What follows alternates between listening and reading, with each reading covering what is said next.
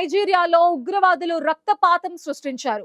పశ్చిమ నైజీరియాలోని క్వారా రాష్ట్రంలో మానవత్వం మంట కలిసిపోయింది. మంగళవారం సాయంత్రం వేళ పనులు ముగించుకుని ఇళ్లకు చేరుకుంటున్న అమాయక గ్రామస్తులపై లకోరావా అనే ఉగ్రవాద ముఠా మృత్యువులా విరుచుకుపడింది. ఈ భీకర దాడిలో ఏకంగా 162 మంది ప్రాణాలు కోల్పోయారు. మృతుల సంఖ్య ఇంకా పెరిగే అవకాశం ఉందని తెలుస్తోంది. ఈశాన్యంలో బోకో హరాం, వాయవ్యంలో కిడ్నాప్ ముఠాలు, ఇప్పుడు పశ్చిమ ప్రాంతంలో ఇస్లామిక్ స్టేట్ అనుబంధ సంస్థల దాడులతో నైజీరియా అట్టుడికిపోతోంది. అసలు ఆ రెండు గ్రామాల్లో ఏం జరిగింది? ఈ లకురావా ముఠా వెనుక ఉన్న శక్తులు ఎవరు? ఈ స్టోరీలో చూద్దాం.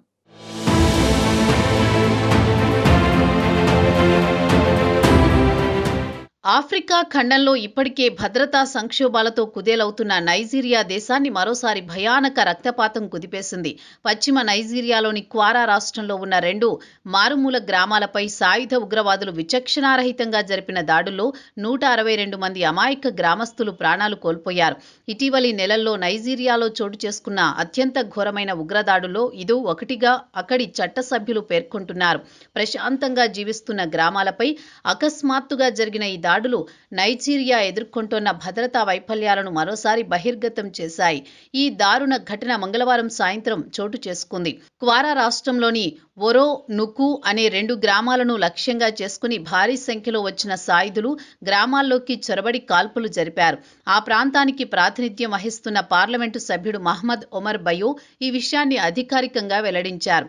ఇస్లామిక్ స్టేట్ ఉగ్రవాద సంస్థకు అనుబంధంగా పనిచేస్తున్న లకురావా అనే సాయుధ గ్రూపు ఈ దాడులకు పాల్పడినట్లు ప్రాథమిక సమాచారం అందిందని తెలిపారు. అయితే ఇప్పటి వరకు ఏ ఉగ్ర సంస్థ కూడా ఈ దాడులకు బాధ్యత వహిస్తున్నట్లు అధికారికంగా ప్రకటించలేదు.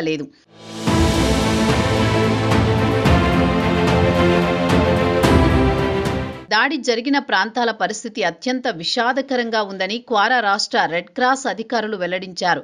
రెడ్ క్రాస్ రాష్ట్ర కార్యదర్శి అయోదేచి ఎమాన్యుయల్ బాబా ఓమో మాట్లాడుతూ ఈ ఘటనలో మరణించిన వారి సంఖ్య వందలలోనే ఉండవచ్చన్నారు. అయితే గ్రామాలు చాలా మారుమూల ప్రాంతాల్లో ఉండడంతో సహాయక బృందాలు అక్కడికి వెంటనే చేరుకోలేకపోయాయని ఆయన తెలిపారు.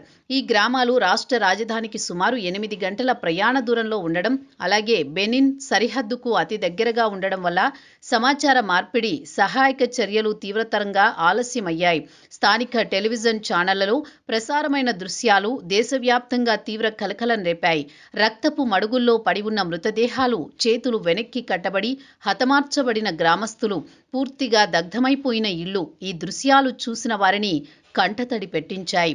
కొందరు గ్రామస్తులను వరుసగా నిలబెట్టి కాల్చి చంపినట్లు అనుమానాలు వ్యక్తమవుతున్నాయి. ఇది కేవలం దాడి మాత్రమే కాకుండా ఒక రకమైన భయోత్పాతం సృష్టించడానికే చేసిన సామూహిక హత్యగా అధికారులు భావిస్తున్నారు.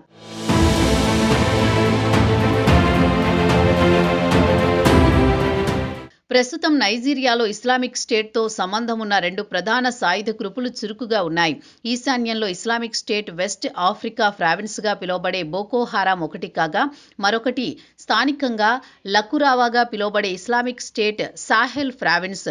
లకురావా గ్రూపు మూలాలు పక్కదేశమైన నైజర్లో ఉన్నాయని, 2023లో నైజర్లో జరిగిన సైనిక తిరుగుబాటు తర్వాత ఈ గ్రూపు నైజీరియా సరిహద్దు ప్రాంతాల్లో మరింత చురుకుగా మారినట్లు భద్రతా వర్గాలు భావిస్తున్నాయి.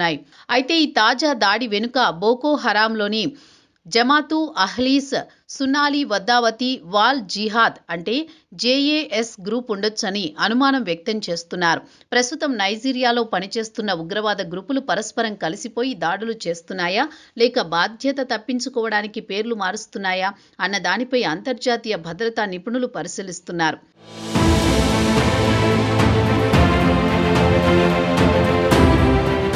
ఈ పరిణామాల మధ్య ఇటీవల అమెరికా ఆఫ్రికా కమాండ్ ఏఎఫ్ఆర్ఐ సిఓఎం నైజీరియాకు చిన్న సైనిక బృందాన్ని పంపింది.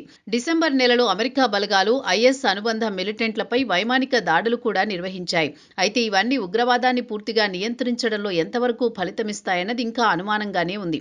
గతంలో నైజీరియాలో క్రైస్తవ పౌరులను రక్షించడంలో ప్రభుత్వం విఫలమవుతోందంటూ డొనాల్డ్ ట్రంప్ తీవ్ర విమర్శలు చేశారు. ఆ వ్యాఖ్యలతో నైజీరియా అమెరికా సంబంధాల్లో అప్పట్లో ఉద్రిక్తత ఉద్రిక్తతలు కూడా చోటు చేసుకున్నాయి. మొత్తంగా క్వారా రాష్ట్రంలో జరిగిన ఈ సామూహిక హత్యలు నైజీరియాలో భద్రతా పరిస్థితి ఎంత ప్రమాదకరంగా మారిందో స్పష్టంగా చూపిస్తున్నాయి. సైనిక చర్యలు, అంతర్జాతీయ సహకారం ఉన్నప్పటికీ ఉగ్రవాద గ్రూపులు గ్రామీణ ప్రాంతాలను లక్ష్యంగా చేసుకుని అమాయక ప్రజల ప్రాణాలతో చెలగాటమాడుతున్నాయి. ఈ దారుణాలకు ఎప్పుడు ముగింపు పడుతుంది? నైజీరియా ప్రభుత్వం తన పౌరులకు నిజమైన భద్రత ఎప్పుడు కల్పిస్తుంది అన్న ప్రశ్నలు ఇప్పుడు ఆ దేశ ప్రజలను వెంటాడుతున్నాయి.